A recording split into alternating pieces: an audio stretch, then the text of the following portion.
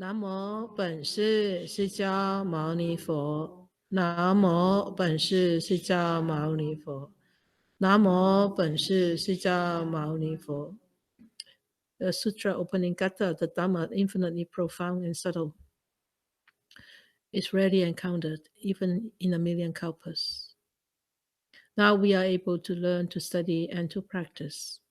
May we fully understand and realize the Tathagata's true teachings. Okay, so we will read the Heart Sutra. Okay, the Prajna Paramita Hridaya Sutra. Avalokiteshvara Bodhisattva, when practicing deeply the Prajna Paramita, perceives that all five skandhas are empty and is saved from all suffering and distress. O Shariputra, form does not differ from emptiness. Emptiness does not differ from form. That which is form is emptiness. That which is emptiness, form. The same is true of feelings, perceptions, impulses, consciousness. O Shariputra, all dharmas are marked with emptiness. They do not appear nor disappear, are not tainted nor pure, do not increase or decrease.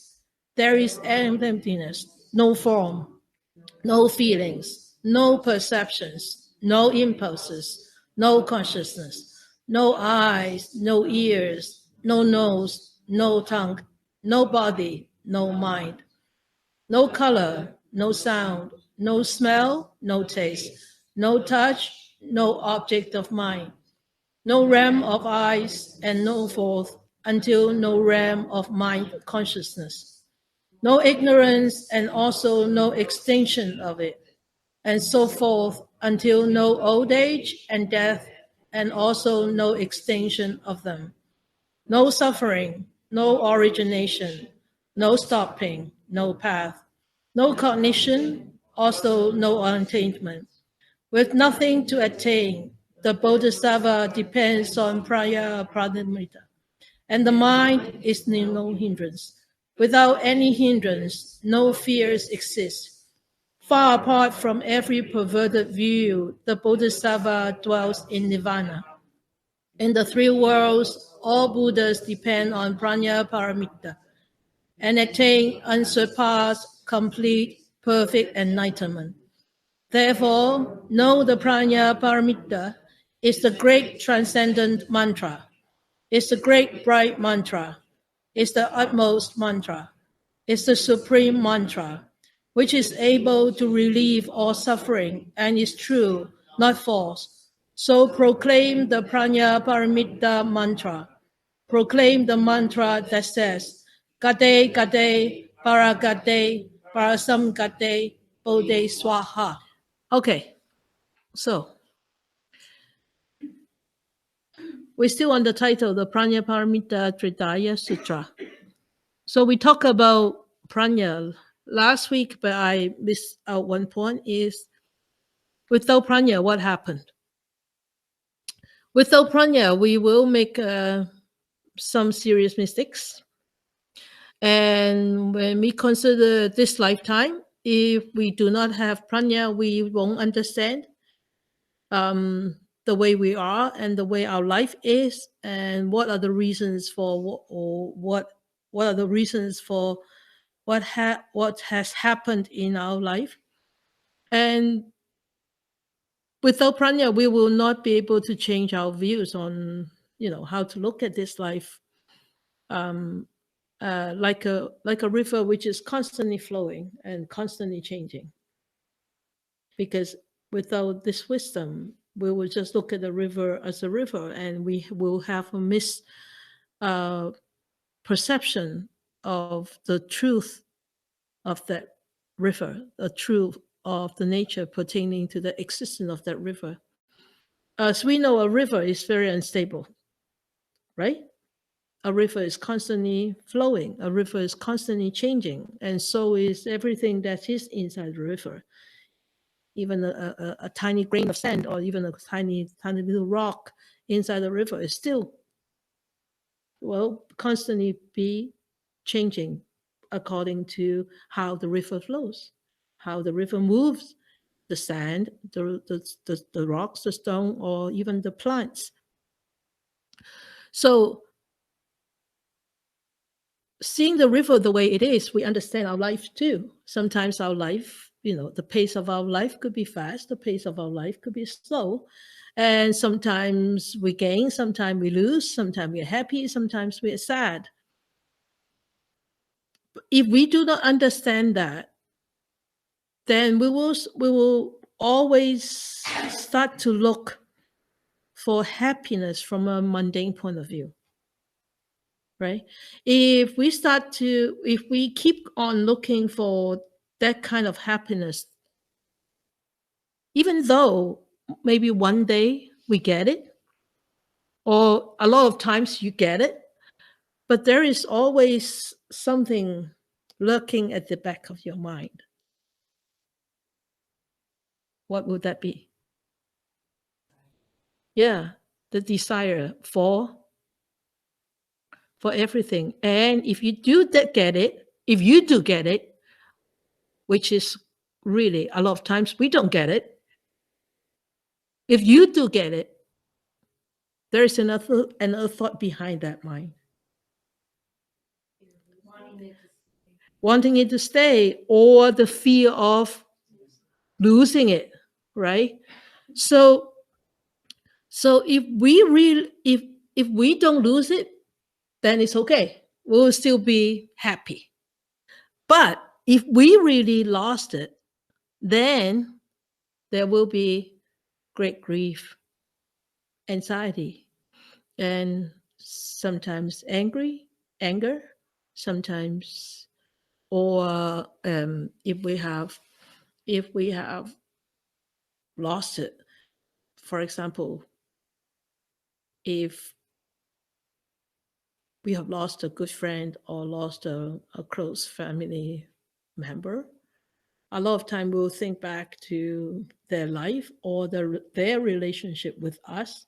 Then we will go into a very guilty mode, or sometimes shame about our incapability or inability to do so-called more, right? So that is one big mistake we will fall into in this lifetime if we do not have this prajna, if we are not wise. And then the second one is the second possible mistakes is actually very possible. Is the next lifetime is it will bring wandering life in samsara, indefinite wandering. It sounds very scary, doesn't it? But it does happen because of the unhappiness, because of the fear, because of the emotions that we have in this lifetime that will carry through into the next lifetime. As we have studied before, what is the storage of this? What brings back to this next lifetime? Yeah, it's the consciousness that we have actually stored in that eighth consciousness, remember? Yeah. So that's the problem is if we do not have this wisdom, then we will be constantly wandering in samsara indefinitely.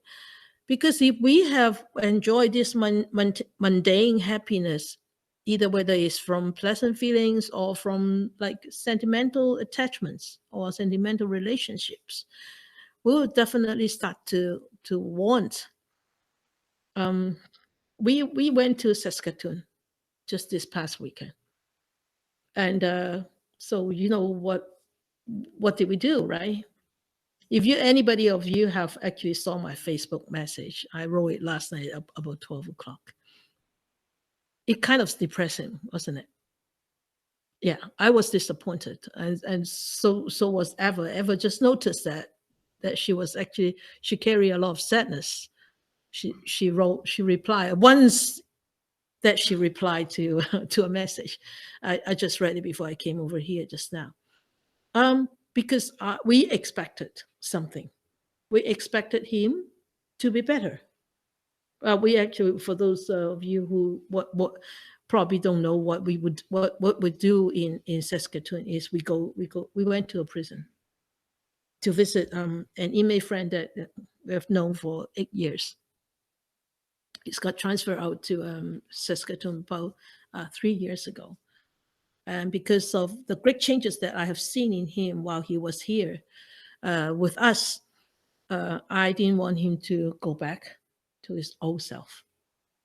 So, with a lot of people helping, with a lot of people really giving us the travel expenses, we were able to go and visit him 3 times in the last couple of years, right? 3 times in the last couple of years. So this time it's been a year that we haven't seen him. And it was supposed to be a very happy sort of encounter because it's been a year. But what we saw, I was so shocked when he came in. I did not recognize him because I was standing there and there was somebody with a back towards me, and Eva went into the washroom. So I was in the chapel waiting for him to come, and it was a completely different physical body that we were so familiar with. He used to be strong and slim, and this one was like a big belly and really puffy eyes, and really we could not see his eyes. It was a shocking experience. And what's shocking was not, it wasn't just the physical, it really was his mental. He used to be a very, very sharp person, but I think because of all these medications, so he was fading out, in and out all the time. So we could actually see his aimless mind wandering out. So, but we had a very good visit with him. We had almost 2 hours, and over the 2 hours, we even though I was frustrated, I was disappointed with the system, but I still saw some light. in the otherwise, I cannot carry on with my compassion for the system. I would just go crazy myself. I would lose hope in humanity. But because I think I still saw some light in that tunnel, because of I think because of the really established relationship that we have had, right, for the past 8 years. And he could still recall a lot of teachings that actually I have given.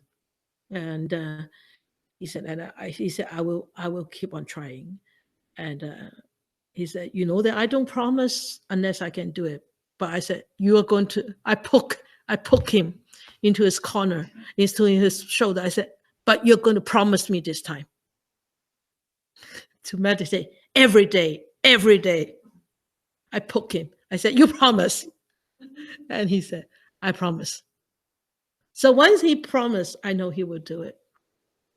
But I know he knows, and he try his best to meditate, but without the right kind of support, it's really difficult. It's already an environment that actually calls for just survival, not living, right? And let alone cultivate our mental well-being in the midst of all the chaos, physical chaos and also mental chaos caused by all the medications, right? So it was another wake-up call for me is don't expect. No expectation. So I actually told him, because I expected him to be like this, because he has been like this. I told him back the story that way back when he was still here. But I said, I really, at the end of after I wrote the message last night, I said to myself, I need to let go of this too. I need to let go of him too. So next time we have another story to tell him, another letting go. So he's teaching me to let go, really. He's teaching me to let go. Even though this is not happiness, this is not, I'm not seeking mundane happiness, but still I am wishing for a sort of pleasant result, right? If I'm wishing for a pleasant result, that means I don't see, I'm not seeing this situation as the way it is, and I'm not seeing this situation as the way that his karma has led him to this particular point in this life, at this lifetime. I mean, at this time in this lifetime. So last night, after I wrote this message, I just said, no, I needed to write it out. I needed to share with everybody so that people know what's going on with him, because a lot of people from Hong Kong actually knows him. So they would love to hear about him. Whether it's pleasant, whether it's sweet, whether it's sad, I think it's nice to actually, as like a ringing bell, a wake up call for all of us. Okay, so whether even though it is unpleasant, but I know it will change. It may become more unpleasant in the future, or it may become pleasant. Who knows? Nobody knows. We will see how his karma play out. Okay. So because of what we actually, how we actually hold our experience, how we actually hold our attitude in the past life, actually brings what's happening next lifetime.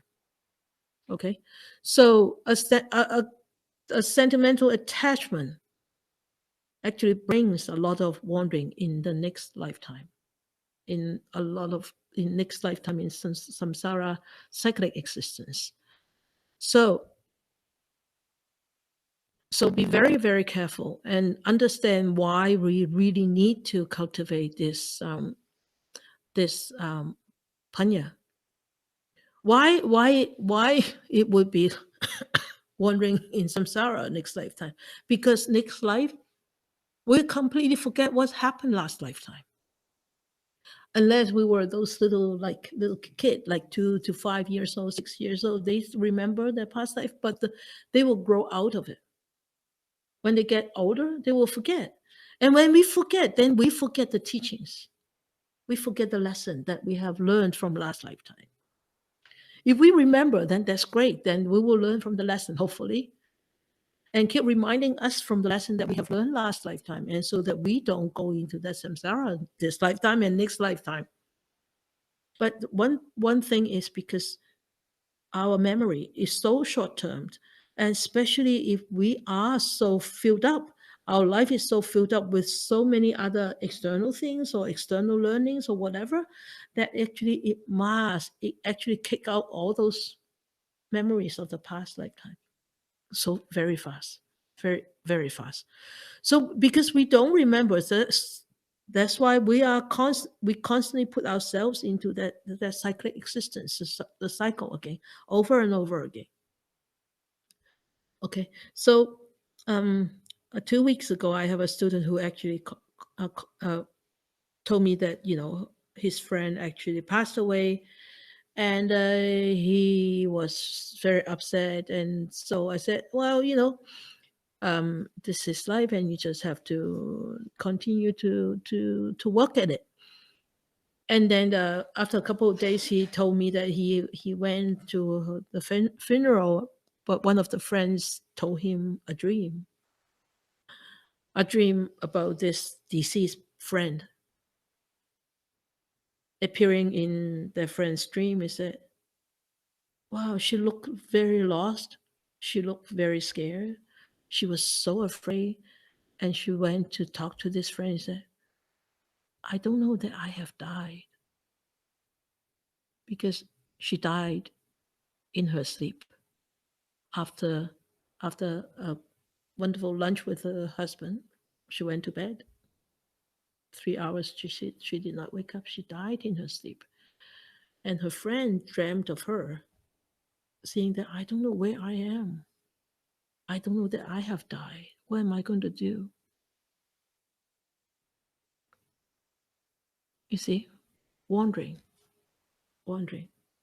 And it's a very dark place when we wander. And hopefully with so many people dedicating their chantings, their practice, their merits to a metta to her, hopefully brightness will set in, and she will be able to go into that bright path. Okay, so this is really not easy. And last Friday, somebody came to visit me, and I know their parents very well from China, and she said, Sifu, I went into meditation, and I just saw my dad there. Her dad passed away 2 years ago. And the first thing she asked her Dad, how are you? And you know what? He did not reply, I'm this and that. He immediately jumped into that, how's your mom? Because the father always every day would go to the old folks home and spend a day there, spend the morning, and then went home for lunch, and then take a nap, and then go to the old folks home in the afternoon and spend the whole day there, the whole afternoon there, days in, days out, 365 days for the last 10 years. And you see that kind of attachment. And even after you die or I die, don't curse you, I die, I will still hold on to that sentimental feelings, that sentimental relationship. So it's quite scary. It's not that I'm asking you to divorce your husband or divorce your wife. Okay, I'm not asking you that, but practice, and understand your relationship this lifetime, and prepare yourself if this relationship has to part its way, whether due to natural causes or due to man-made causes or due to whatever reasons. You just have to be very, very mindful and don't allow yourself to be trapped in that kind of attachment.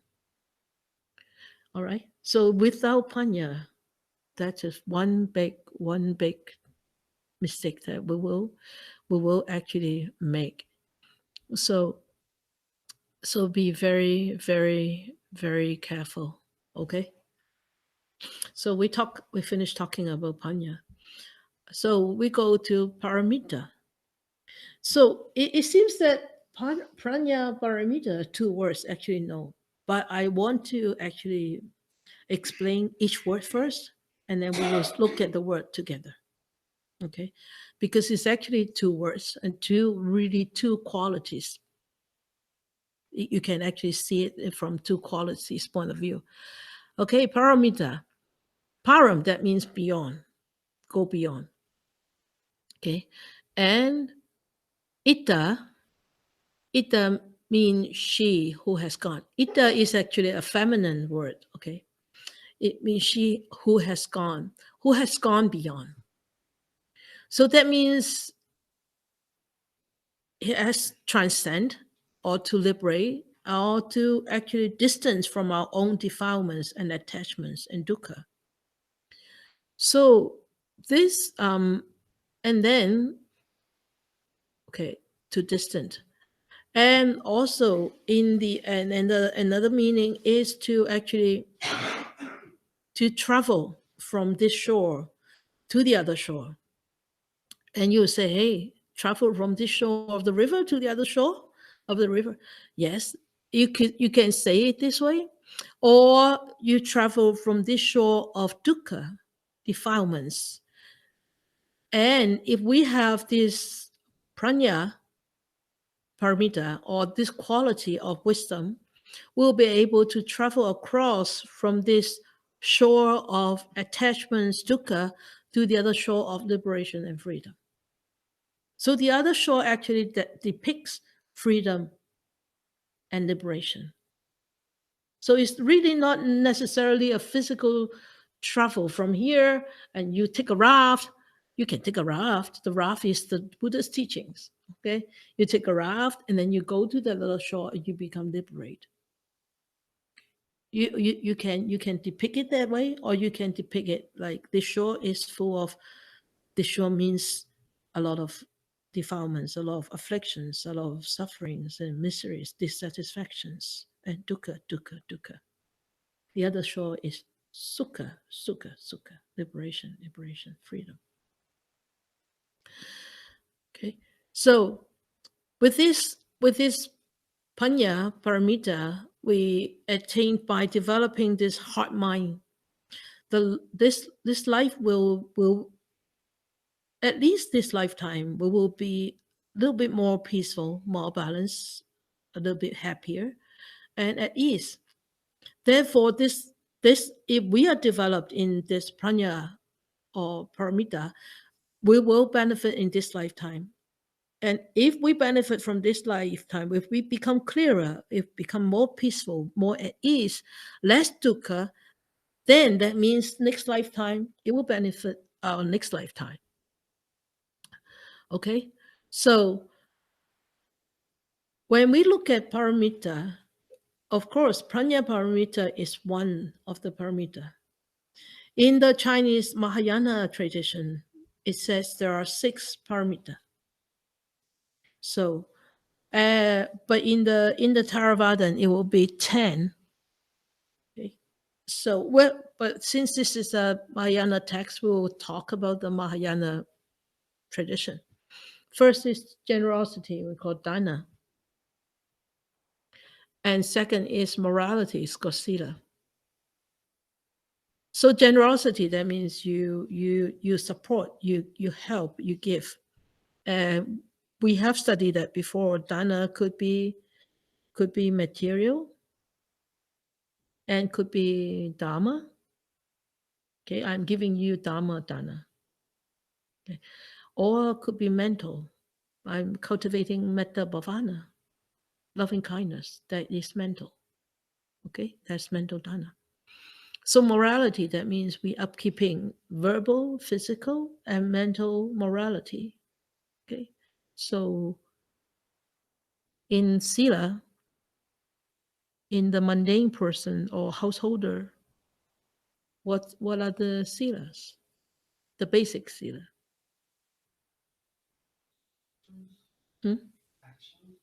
Actions, yeah, good actions. So actions include no killing, no stealing, no sexual misconduct,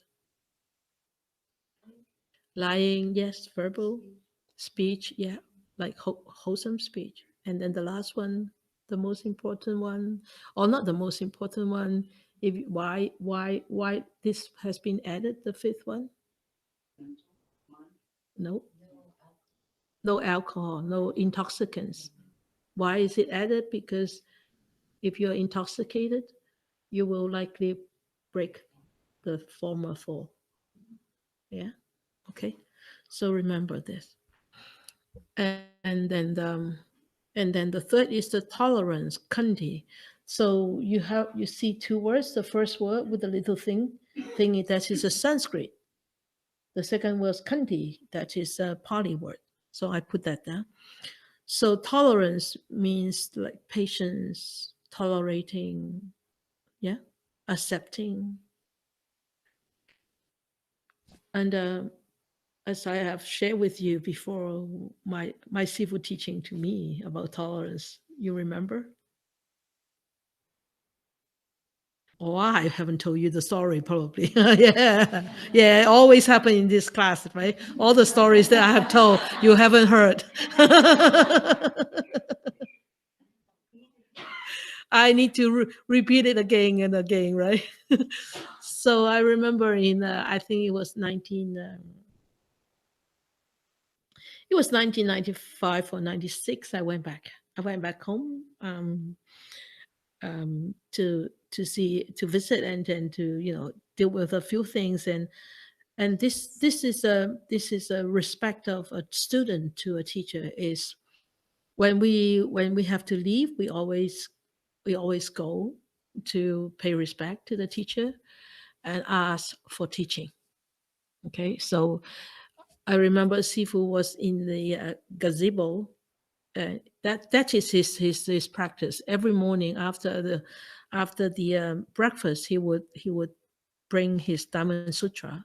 The sutra in the sutra book in the Chinese form is like is like all those old one with the being tied being binded together with threads. Okay, so he would always go like this. He actually memorized the Diamond Sutra, but he always go like that.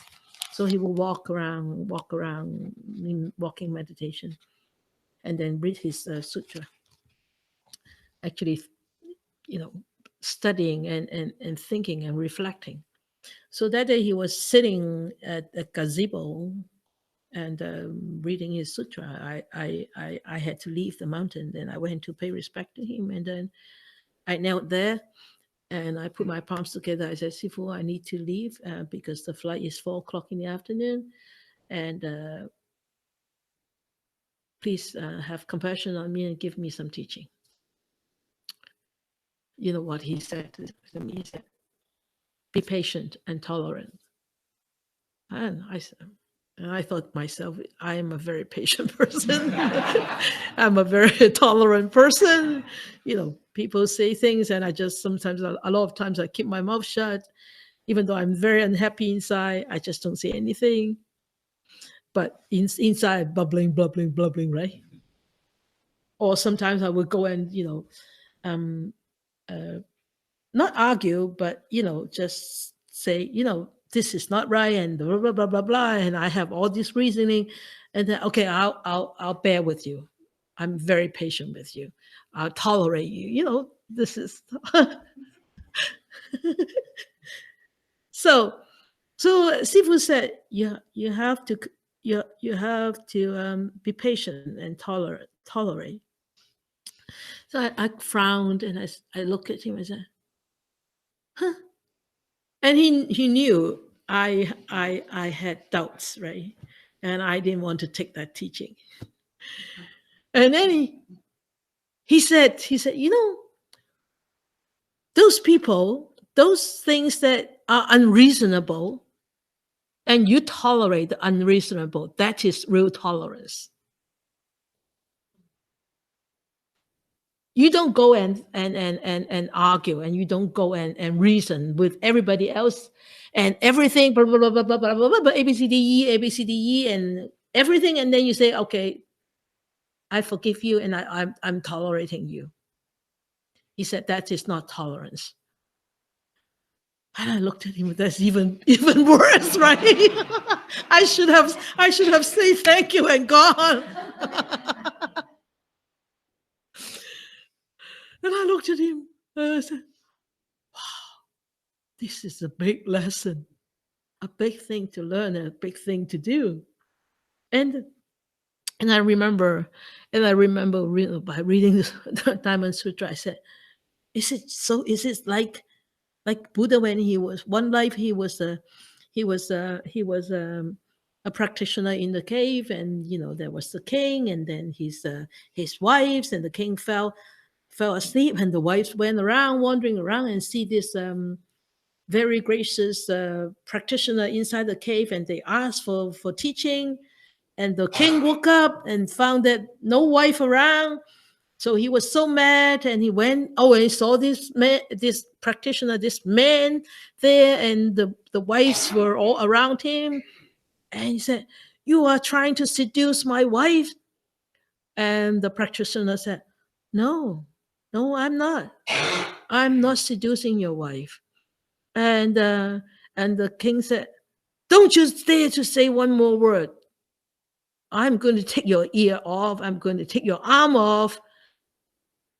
And the Buddha said, well, that was one life of the Sakyamuni Buddha, one past life. And the Buddha said, if I ever had one tiny thought of lust in me, seeing these women, if I don't have a tiny thought of lust, seeing this woman, made my ear and my arm grow back. It did grow back. It's like salamander. I did not understand that. I thought it was so like mystic until I actually heard from a clinical psychologist about salamander being able to regrow their limbs. I said, this is what it is.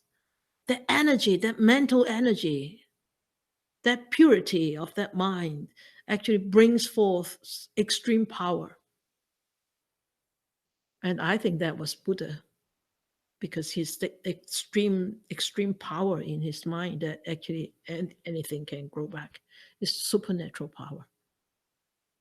So tolerance, no reasoning, okay?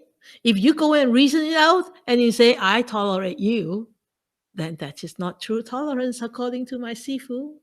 Okay, I have passed down my Sifu's teaching to you now. Okay, so you all know what is tolerant. Okay, and then the fourth one is effort, virya, or viya in Sanskrit. Effort, that means the proper kind of effort you put into your practice. And then the fifth one is the one-pointedness or one-pointed concentration, dhanya or jhana in Pali. And then our last one is the prajna. Okay, so these are all paramitas. But these five, the first five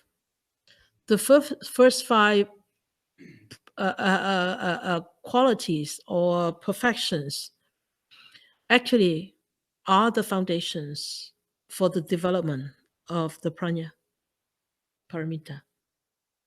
Okay, so you can call this Dhanya Paramita, Sila Paramita, and Kanti Paramita, and Virya Paramita, and Jhana Paramita, and this is Panya Paramita.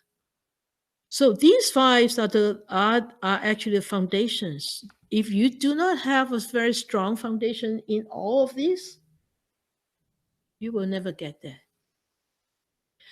I see these five as the post of a gazebo without a roof. The gazebo is useless, right? Even though you have five posts, 4 posts. If these posts are strong and sturdy, it will hold. It will hold that roof. And with a roof, then you will be liberated. Because it's useful. Because the wisdom become a tool already. Become a liberating tool. You see? Okay? Are you still with me? Yeah. Good. Now we come to the tough part. Always tough, this part, because we're talking about our heart mind. Hridaya, this H sound is not being pronounced like it's a hush sound. So Hridaya, that means the heart mind. In Chinese, the sum. Okay. The blue word that Tai Sifu doesn't recognize last week. So there are 5 you can call. You can actually say there are 5 different kind of hearts, or you can say that there are actually 5 different kind of level of the heart mind. Okay, 20 minutes. We can finish this.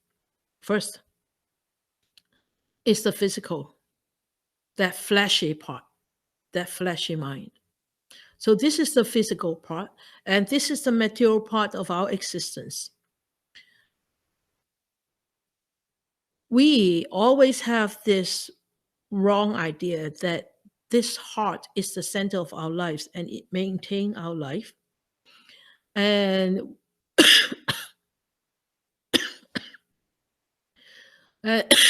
sorry.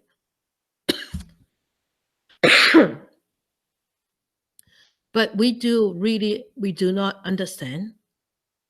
This is just the material part of the life. Okay. But we think, oh, this heart is everything. Yes, this heart is everything right now here, because it's got the four elements, it's got the water, it's got the fire, it's got the earth, it's got the wind, it's got flesh, it's got a form, it's really there is substance in it, but it's just a material part. And yes, the consciousness is, could be there. Okay. And then there is this second type of heart mind we call the thinking heart mind or the perception heart mind. And this has to deal with the awareness of us as human beings. So there is this one that thinks, that worries, that fantasize, that wander, and there are 6 types of perceptions, right? Agree? Which 6? If you agree. So the eye will see form, and then it has an awareness of the form and the color, and the ear will hear the sound. So you have this hearing perception, and the nose, yep, because of the fragrance. Then you have this ability to smell, and the tongue, you have this ability to taste, and you can taste the taste. And then the body, you can feel the touch, the contact. Okay.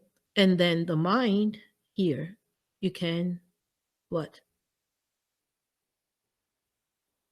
You can think, right? You can think, you can interpret, and you can distinct, you can fantasize, you can wonder. Okay. So that's the perception part, mind.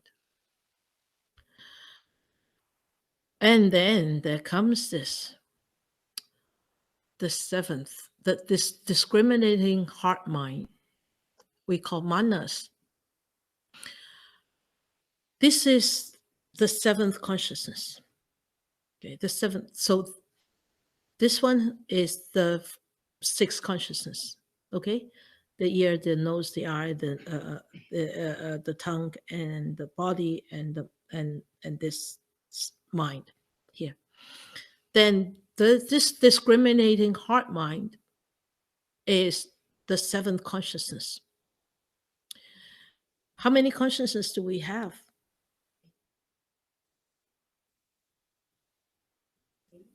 She said 8. You trust her? Good. Okay. Okay. Yeah. So the seven consciousnesses we call manas, manas.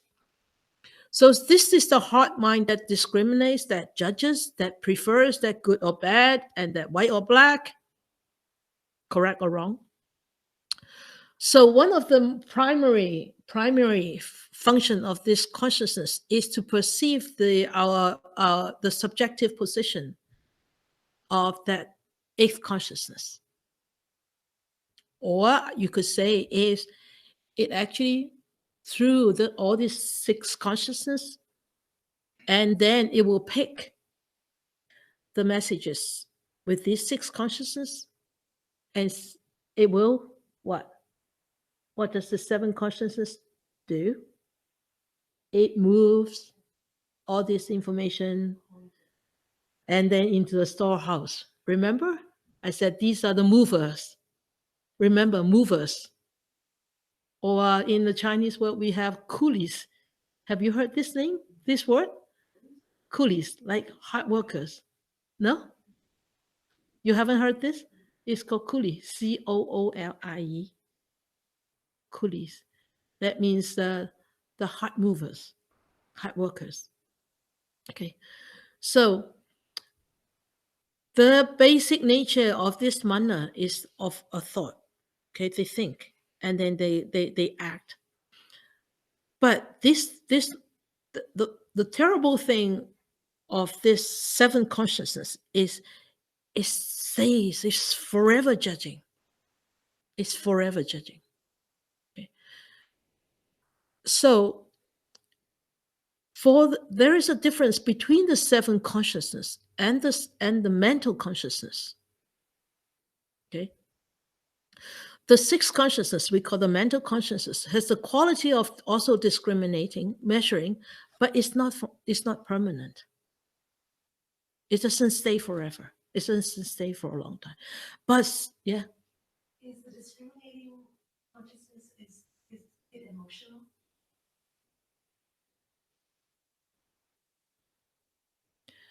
Is it emotional? Not necessarily. Not necessarily. It could be, but not necessarily. Because when you're judging and you store that judgment into that storage, it's not necessarily emotional, right? It could be right or wrong, black or white, sad or happy. So it's not necessarily always emotional. Okay. And when we talk about the eighth consciousness, we'll come to that. So that is different between the seventh consciousness and the sixth consciousness. And then the seventh consciousness is eternally discriminating. But the eighth consciousness is constantly there. Is eternal, is persisting, is persistently existing, but it doesn't measure. It's just a storehouse staying there. That's what we actually, that's where it's the storehouse that brings reincarnation.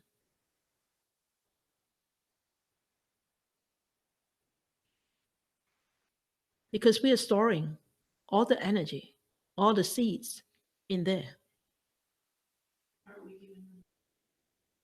Oh, oh yeah, easy to say. No, I didn't. No, it's easy to say.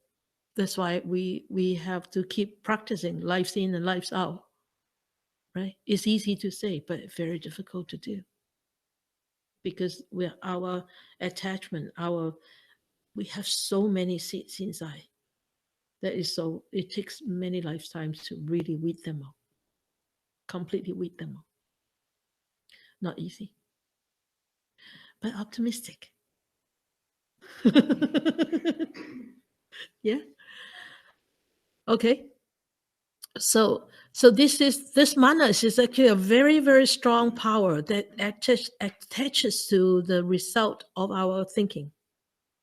And it doesn't stop discriminating. Remember, at the sixth consciousness can stop. So remember, the mana is the mover. It constantly sieving out things that are related to I and me and mine, and then put it into the eighth consciousness.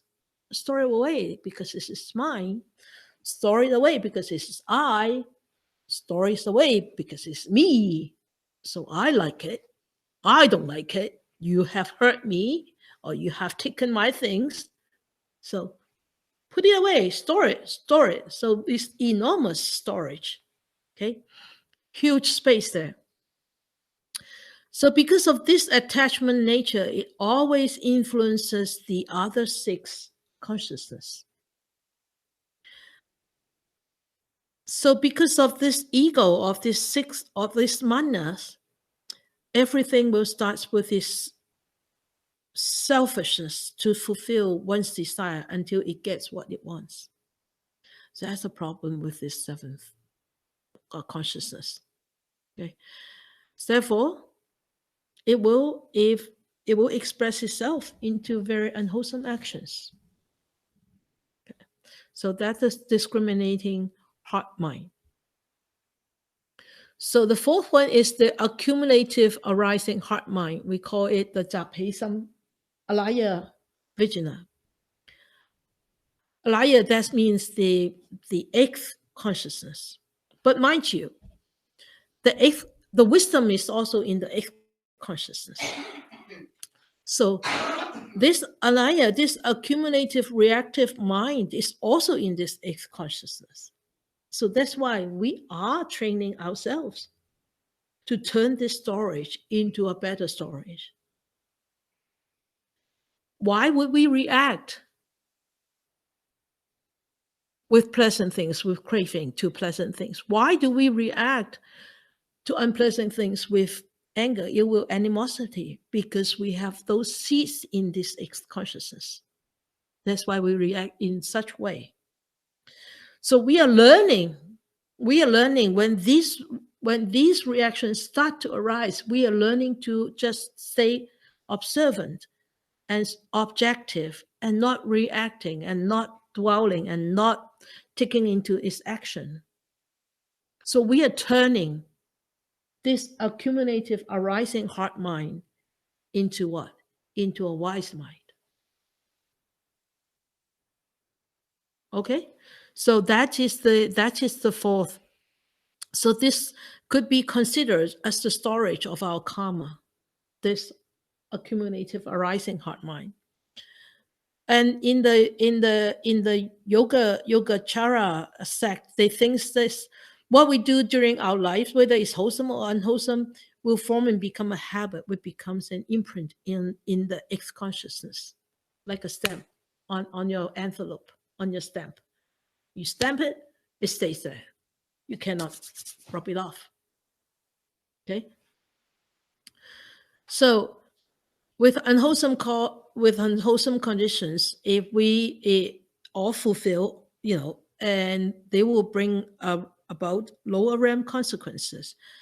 If the conditions for enlightenment are complete, then it will turn itself into a worldly life to become a holy and unworldly being. Okay, so it depends on the storage. All right. So all these worldly and unworldly existence, they arise because of the sources in this alaya consciousness. So this is the fourth level or the fourth type of mind. And then this is the final, the solid and wise heart mind. This is what the Heart Sutra actually teaches. Okay. And this kind of mind, what it says in here is no passing, no arising, no form, and no color, no sound, and no ignorance and no extinction of it. This is what the Heart Sutra actually teaches us, and this is where this actually is where the panya is. But mind you, this also is in the eighth consciousness. So we, as I always say in meditation, remember, if we have an aware mind, we are using the aware mind to observe the unaware mind. It's the same mind. We don't have two minds. It's the same mind. We are just correcting and converting that unaware mind or this judgmental mind to an aware mind, to a less judgmental mind.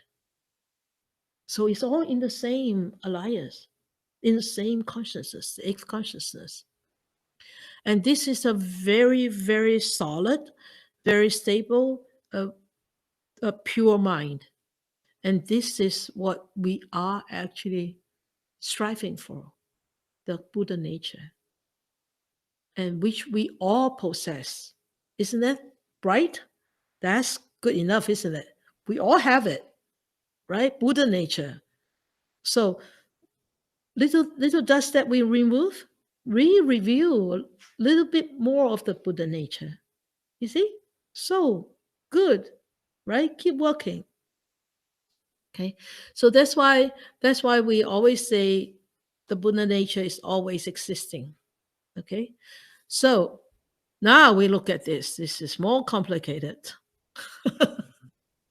So the physical mind is really the physical. We call it the first aggregate, or you can call it the first skandha. So, and these from the perception heart mind to where up to the accumulative arising heart mind, you can actually put that, you can actually regard it as the four aggregates: the feeling part of the mind, the perception part of the mind, the reactive part of the mind, and the consciousness. Okay. Whereas this last bit is the pure and the wise mind, is called the Buddha nature. Okay. So I give you an example. King Ahsoka. King Ahsoka was the king in the old days of India, and we are able to hear the teachings now. It's because of the king.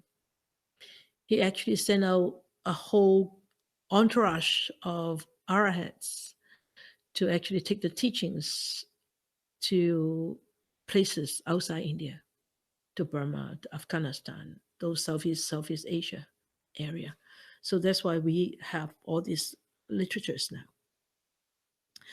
Before he became such a devoted practitioner, he actually was a very, very cruel king.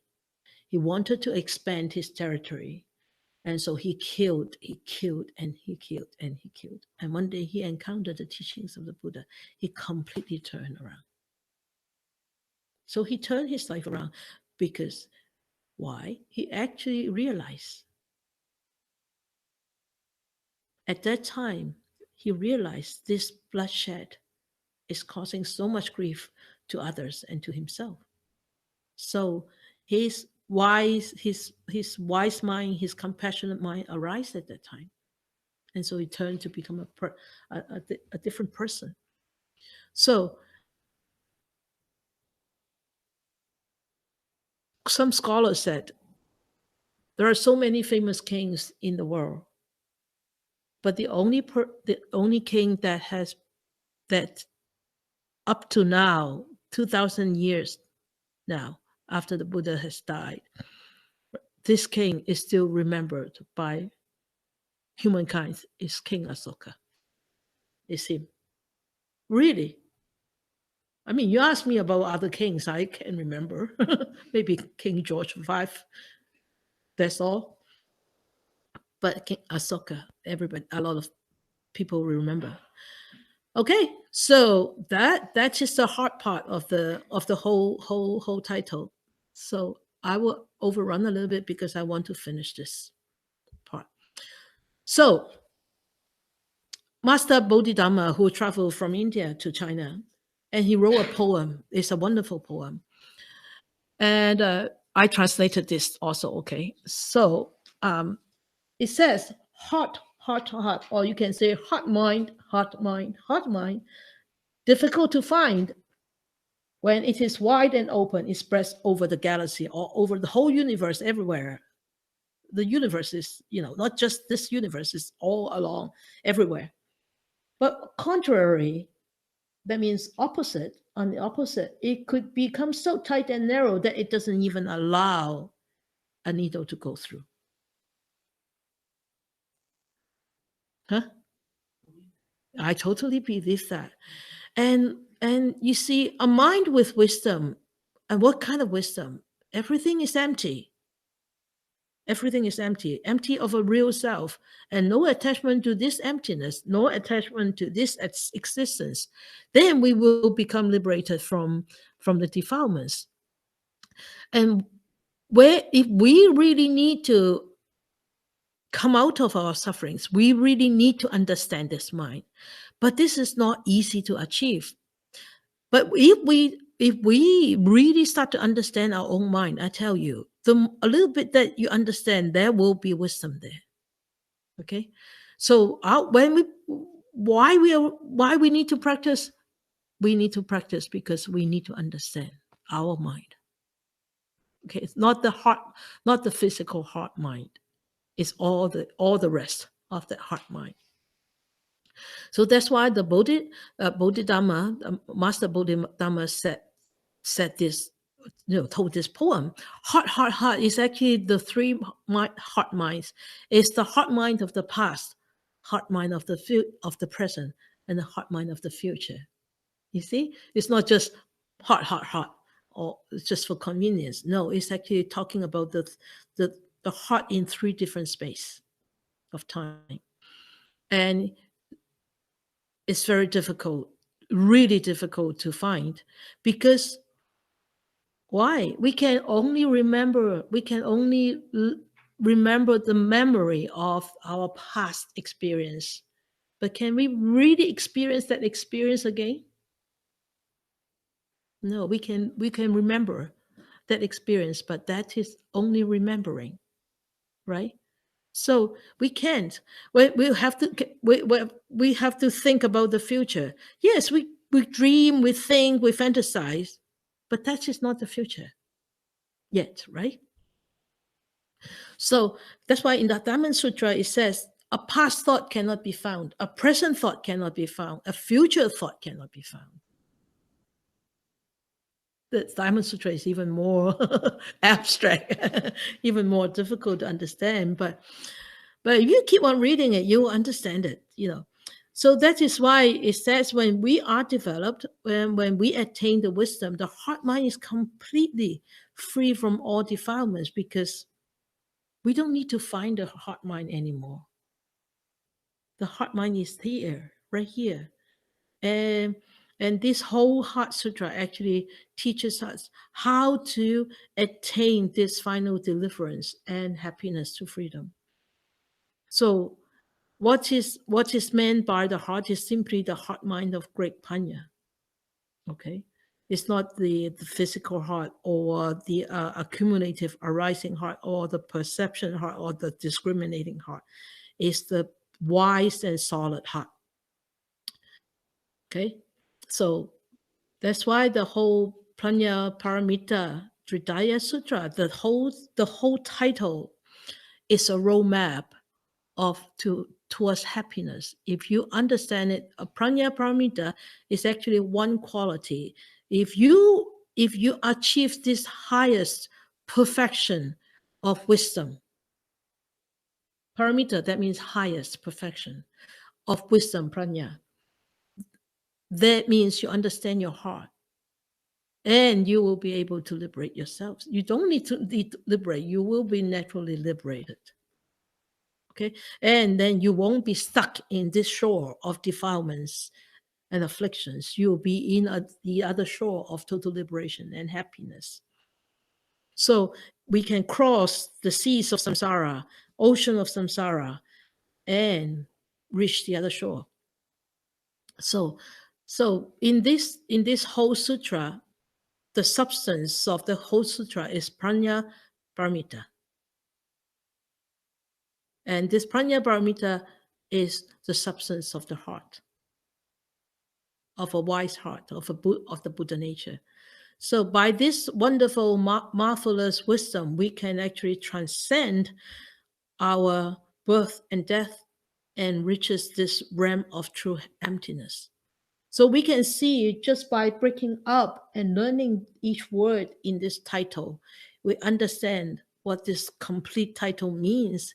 And if we start to really live our life according just to this, what this title has taught us, we definitely will reach happiness.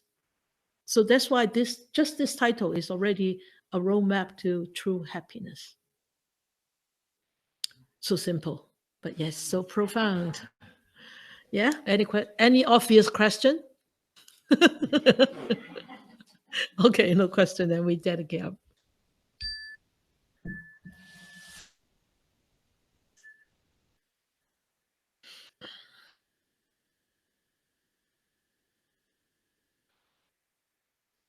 So we bring our attention back to this body.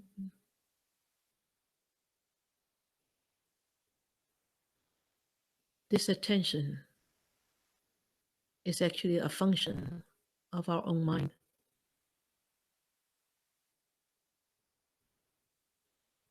And this feeling, the body, is also a function of this heart mind. And this experience of these constant changes in this physical existence is also from this heart mind. Knowing this, experiencing this constant flux of changes within our own physical existence, we allow a good thought to arise on our mind. For all the benefits that I gather tonight, may I share with all beings, human, non-human, visible, invisible, big or small, far or near. May they be free of enmity. May they be free of miseries. May they start to live in the brightness, warmth, and experience compassion and love, and be truly happy and peaceful. May we wish more and more people will encounter the words of the Buddha, study them, practice them, help themselves to liberate themselves from all the shackles, defilements, entanglements, and attain ultimate freedom and happiness.